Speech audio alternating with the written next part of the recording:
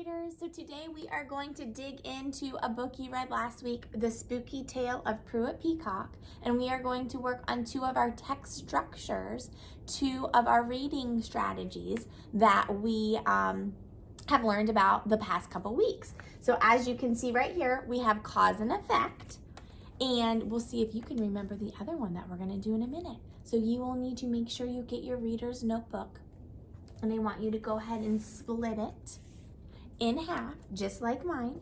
Go ahead and write cause. And if you remember, what is the cause? The cause is the what? It's the why, right?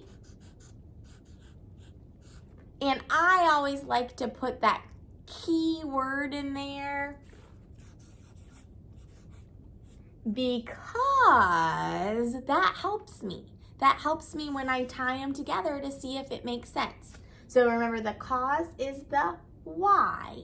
And what's the effect?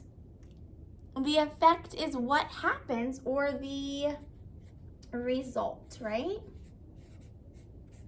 So cause and effect, but what is the other text structure that we have been working on? What is the other reading skill that we've been working on when we put things in order? Sequencing, right? So what do you think I'm going to have you do here? We are going to split our notebook into thirds, and we are going to put B for beginning, M for middle, and E for end. All right, before we start, I want you to think of also our sequencing words that we brainstormed a while ago. And if you need to go back and look, you can. But I want you to do this part on your own. Right underneath, I want you to write what is a good sequence word for the beginning. Or you can write it on the top, wherever. Okay, I might write it on the top. What's a good sequence word for the beginning? What's a good sequence word for in the middle? And what's a good sequence word for the end? So I'm not going to plug mine in yet. I'm going to plug mine in at the end because I want you to try to do that part on your own today. So if you need to pause the video to fill them in and go back and look in your notebook, that's fine. Okay, make sure you do that. So let's think about at the beginning of the story, what was going on? What was going on in the story? If you remember, and you might need to go back and watch the video of Mrs. Peters reading it, and that's fine.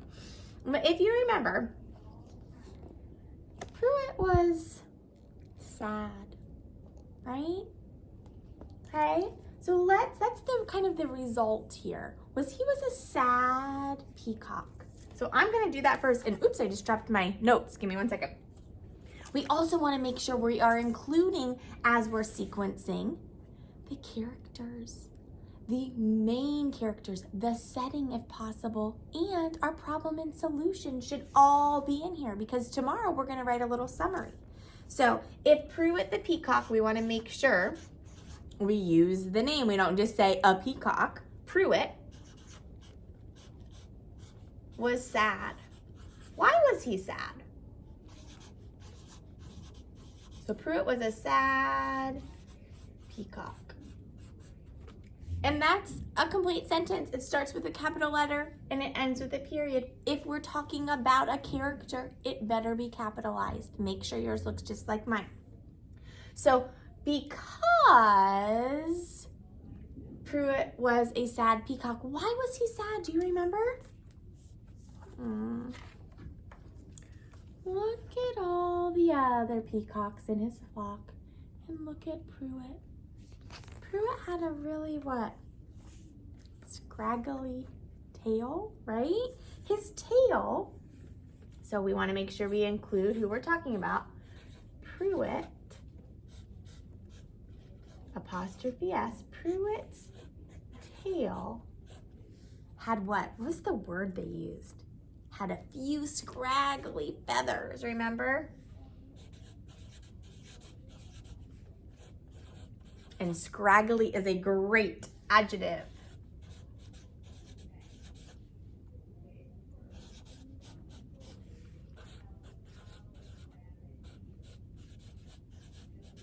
Prewitt's tail had a few scraggly feathers. Because Prewitt's tail had a few scraggly feathers, Prewitt was a sad peacock. I felt bad for Prewitt, did you? So then let's go to the middle. What happened? Did his tail stay scraggly?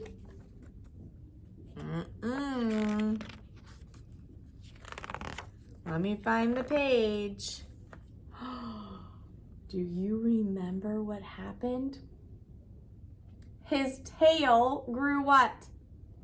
Into a green-eyed what? Monster. Okay, so in the middle, we want to go ahead and write for our cause, Prewitt's tail grew into a green-eyed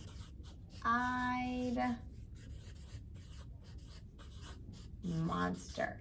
So because his tail grew into the green-eyed monster, what was the result? What happened?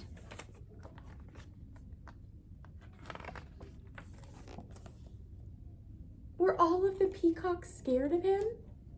Yes. So we've talked a lot about one of the characters, Prewitt. Do you remember the other main character? I did not like him. Do you remember his name? Phineas. And do you remember what Phineas said to poor little Prewitt? He told him to either, what? Get rid of his tail or leave the flock, right? So because his tail grew into that big scary tail, all the peacocks were scared, right?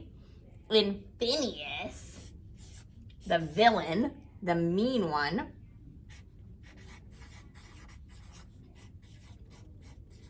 tells Prewitt to leave, the flock. So that is our cause and effect for the middle. And then what happens at the end? Does Prewitt let Phineas treat him like that? At the beginning, I kind of thought he was going to. He looks really sad. Then remember, he has a weird dream. And then look here. What happens? He stands up to Phineas. So at the end, we want to make sure our cause was Prewitt stands up to mean old Phineas. So because Prewitt stands up to Phineas, what happens? You remember? Well, first, you kind of chase him around, right? But we want to pick the most important things. So what happens at the very end of the story? Oh, there's one more character we haven't included yet. Who is that? Do you remember? Travis the tiger. It was old Travis the tiger. And they're scared of him, right? But what happens? Prewitt's tail scares the tiger away. Is that the end though? It keeps getting better. Then do you remember what happens at the very end to wrap this story up? Prewitt is the new leader, right? So how could we write that? Because Prewitt stands up to Phineas. We'll make sure we include it again. Prewitt's tail What? Scares who? Scares away Travis the tiger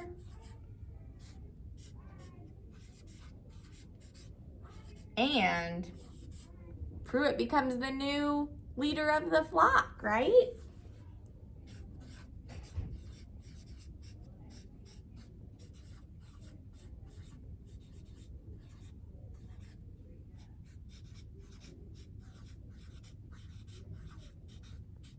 Becomes the leader.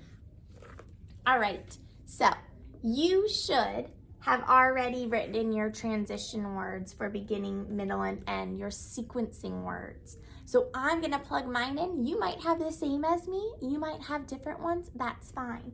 So for the beginning, I'm going to say, to start with, and remember we always want to put a little comma. To start with, Prewitt's tail had a few scraggly feathers. Prewitt was a sad peacock.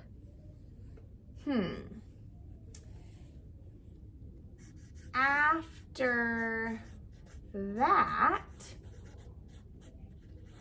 Prewitt's tail grew into a green-eyed monster. Phineas tells Prewitt to leave the flock.